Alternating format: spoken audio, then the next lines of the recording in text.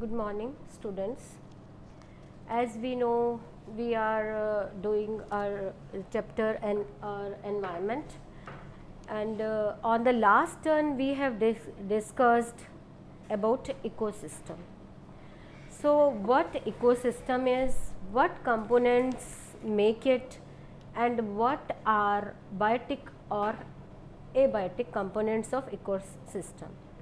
So, after the discussion of this ecosystem and what components make it, and the components like biotic and a component, biotic and abiotic components, we came to know that both types of components, mean biotic or abiotic, both types of components are essential for sustainability of ecosystem. They are essential for number one, flow of energy among the living organism, and for cycling of nutrients, mean nutrients or abiotic components like this carbon, hydrogen, oxygen, these are recycled due to this ecosystem. Now today we will start discussing about the types of ecosystem. So types of ecosystem, in ecosystem is of two type, that is number one natural and number two artificial. Natural, as the name indicate, the ecosystem that can operate itself without any human interaction or interference by human beings means they can develop by themselves. There is no need of human interference in them. So examples of natural ecosystem are grassland, then river, lake, then desert, then forest, ocean, hillside, etc. So these are the natural ecosystem. Then artificial, as the name indicate, the ecosystem that are maintained by man and hence are also in control of human beings. Man maintains them or man interfere in their maintenance. So this is artificial ecosystem. Examples of artificial ecosystem are gardens, then aquariums, then kitchen gardens, crop fields, then tank, then artificial lakes. As we see nowadays, we observe artificial lakes, etc. So these are artificial types of ecosystem. If now we take the example of an artificial ecosystem, that is of garden. If we visit our garden, we observe different things there. These are plants of different type, like grasses, then herbs, shrubs, then big trees and small trees, then different types of flowering plants. These are like example of flowering plants like sunflower, marigold, rose, different varieties of different types of flowering plants we observe there. So all these plants, they are the producers, we can call them producer. Beside that, we may see different types of animals there, like different types of insects, then frogs, then different types of birds we observe at that place, and all these, as we know, these are the consumers. Beside that, so we see these producer and consumer, they interact with each other, and their growth, reproduction and other activities are affected by abiotic components also, like types of soil, then pH of soil, mineral present in soil, water present in soil, light, temperature, humidity, wind, rainfall, etc. So, we see biotic and abiotic component of that place in a garden, they are helpful for the growth and reproduction, etc. So, in an ecosystem, biotic and abiotic components both interact and are helpful for maintenance of ecosystem. Now, we will talk about food chain. Food chain. As we know that the food that we eat acts as a fuel to provide us energy to do different types of work. And same is true about all other living organisms. All other organisms also consume food for doing their activities. In any given food ecosystem, all living organisms are linked in a systematic chain with respect to their mode of manufacturing food or feeding habits. So, the interactions among various components of the environment involves flow of energy from one component to other. As we have discussed earlier that all plants to which we call the producer, they manufacture their food by utilizing solar energy. Sun is the source of energy for these producers. These producers are then eaten by the plant eaters or herbivores. The herbivores are eaten up by carnivores, and carnivores can be eaten up by top carnivores. Thus, we find that food chain is a process of repeated eating and being eaten. First member eat something, then it is eaten by the other member of the food chain.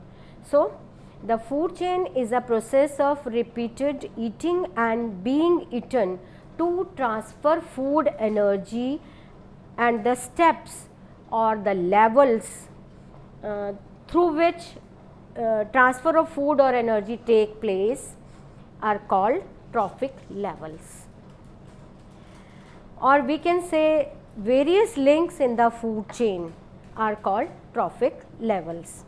So, food chain is a flow of energy from one component of the system to another, and as we know, when one form of energy is changed to other form, then some of the energy is lost in the environment in forms which cannot be used again.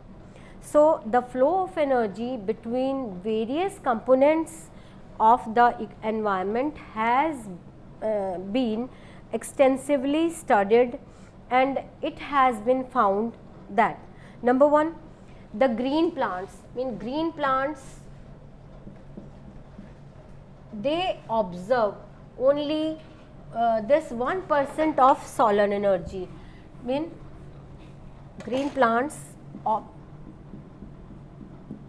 solar energy or sun's energy, they utilize only 1% of this solar energy. So, now green plants, as we know, they only consume 1% of solar energy and convert it into food energy or chemical energy. As we have seen in the process of photosynthesis, plants take this solar energy and they form the food. So, plants consume only 1% of solar energy and they produce food.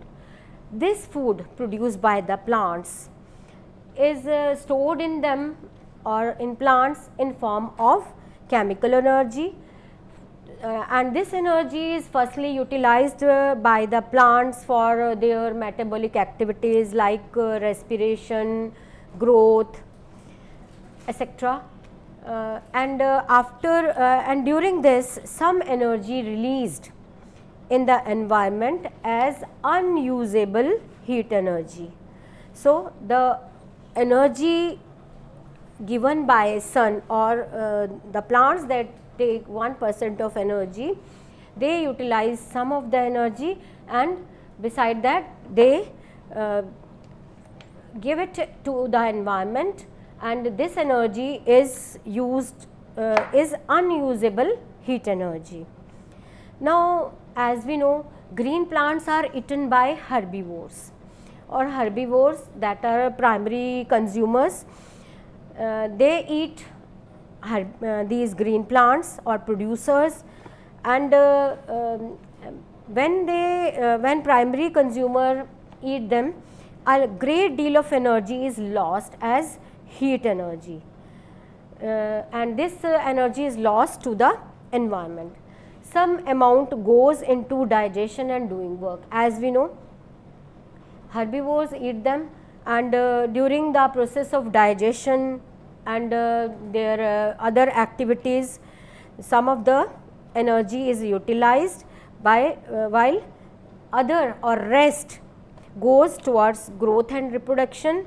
On an average, we see these herbivores, they consume only 10% of this green the energy that is stored by the green plants. So, in herbivores, on an average 10% of the food energy is turned into body of herbivores. In the same way, 10% of the total energy available to the herbivores is made available for the next level of carnivore. I mean, now carnivore eat them, and they also utilized the energy that is taken by the herbivore. They also utilize only 10% of the energy that is there in herbivore. I mean, they consume only 10% of the energy of the herbivore. So, 10% of energy available to the herbivores is made available for the next level of consumer.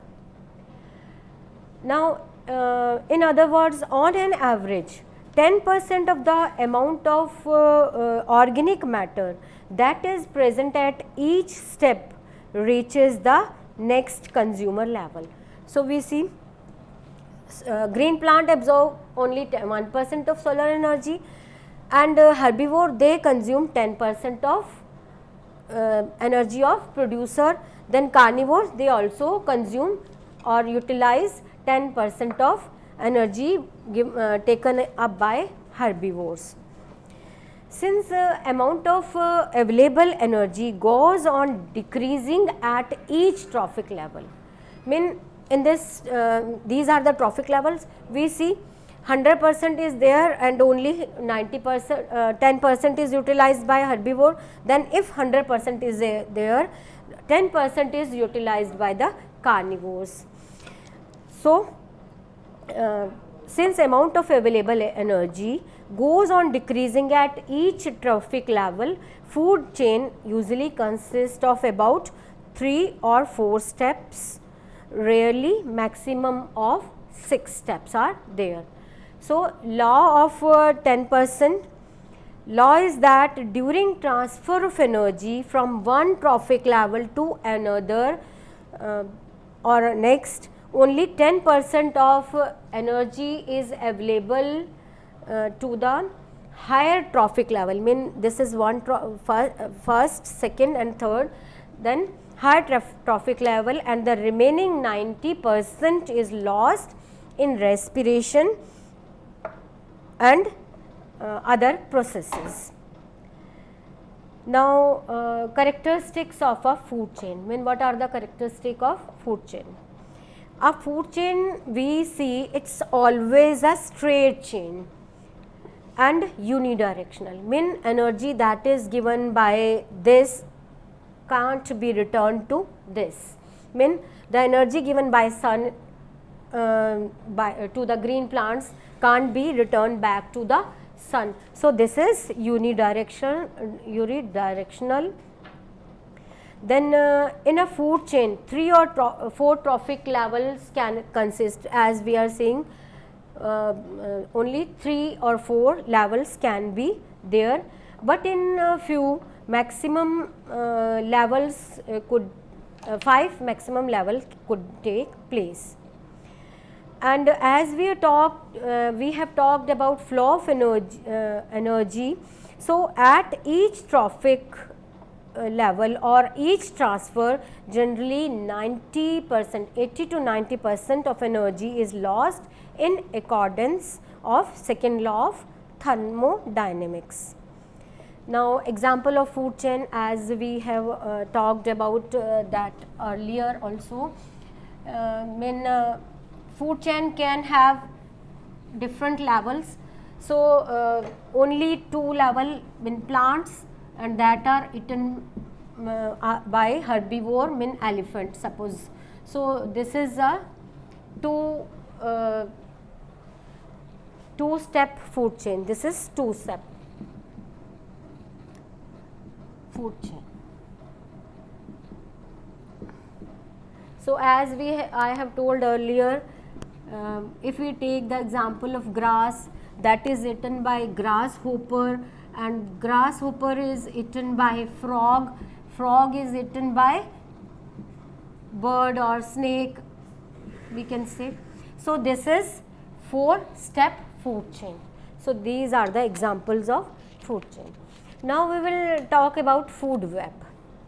Food web, when we talk about many food chains joined together or interconnected food chain, then it is called as food web. So, food web, it is a network of food chain which become interconnected at various trophic levels, so as to form a number of feeding connections amongst different organisms at a biotic community. For example, if we take the example of plant like grass, or we take plant or grass, we can say it is eaten by grasshopper. Then it can be eaten by frog.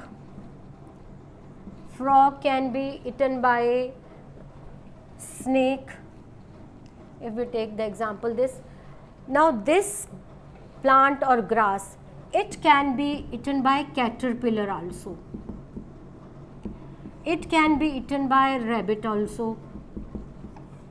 Mean we can take many examples of this, mean plants or the grasses that can be eaten by many of the other plant eating animals.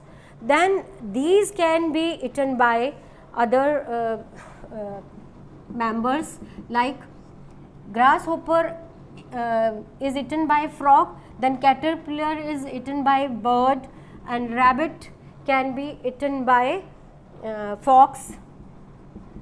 So, we see plant eater can be many, and they all consume the plants or producers. So, we observe that a food web is interconnected food chain, as we have talked about. This is one food chain, this is other food chain, this is other food chain. So, food web is interconnecting or interlinking food chains. It provides alternative pathways of food availability.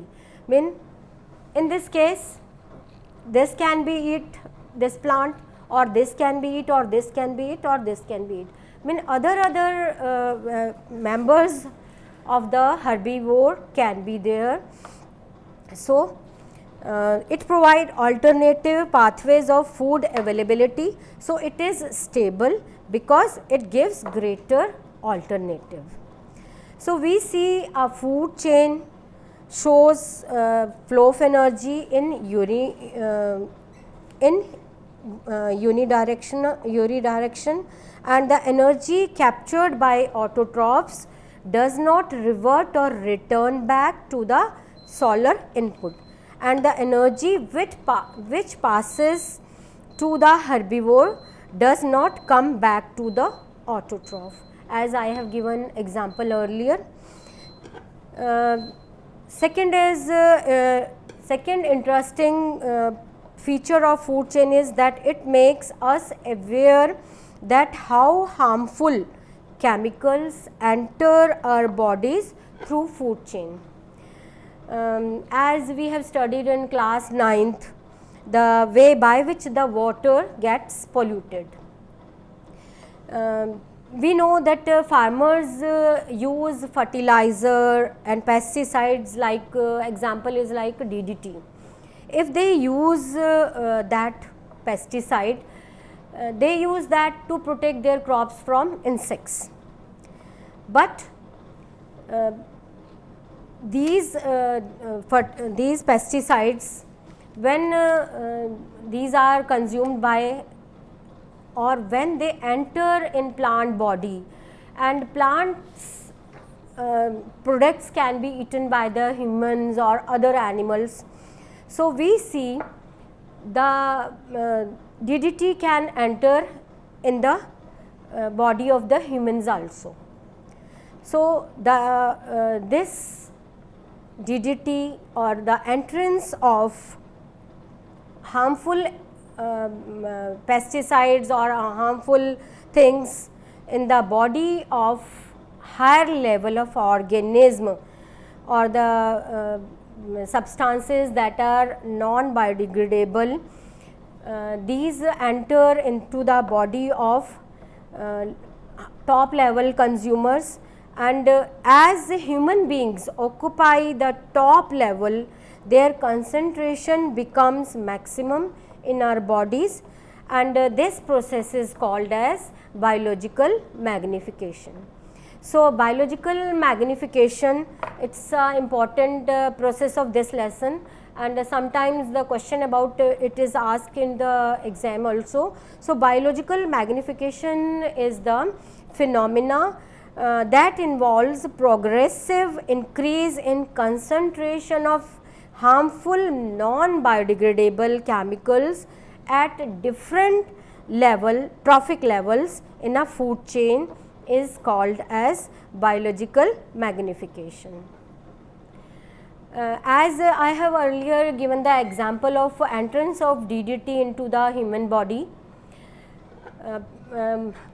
farmers use them or DDT for as insecticide for the plants.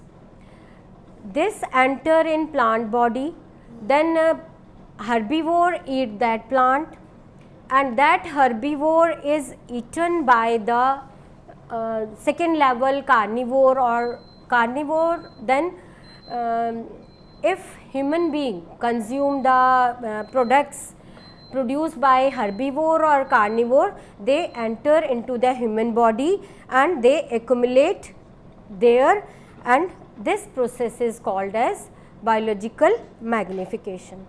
So, this is all for today.